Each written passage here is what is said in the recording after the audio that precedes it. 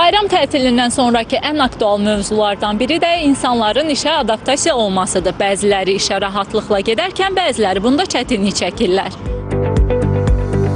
Xüsusilə də balacalar, söhbət bağça və məktəb yaşlılarından gedir.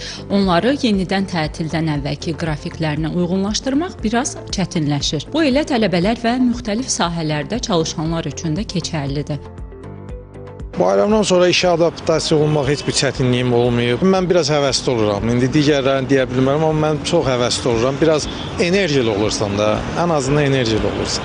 Bir həftə sənə tətil verilir, ondan sonra gəlirsən iş mühitinə düşməlisən, məcbursan ki, bura adaptasiya olasan və birdən-birə gəlib boşluğa düşəndə başlayırsan işləməyə. Enerjili oluram çünki artıq bir həftə dincəlirik. Dincəlikdən sonra insan istər-istəməz enerjisi artır. Ona görə rahat motivasiya ola bilirəm. Mən gerçəklikdən qopmuram təbii ki, çünki tətildə olduğum vaxtlarda da bilirəm ki, yəni tezdən əlbəttə ki, iş mühitinə qayıdacağam.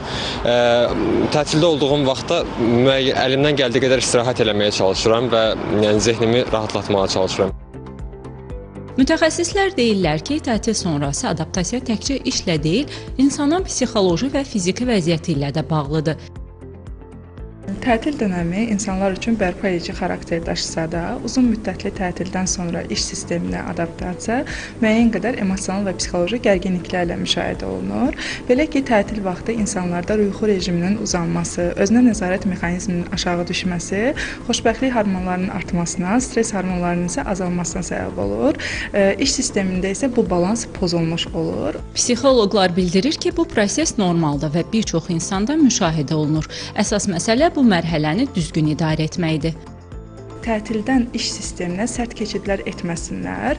Tətilin bitməsinə ən az bir gün qalmış, artıq iş sistemi haqqında düşünmək, müəyyən planlar qurmaq, hədəflər formalaşdırmaq yerinə düşərdi. Eyni zamanda mümkün qədər bir mail qutusunu da yoxlaya bilərik.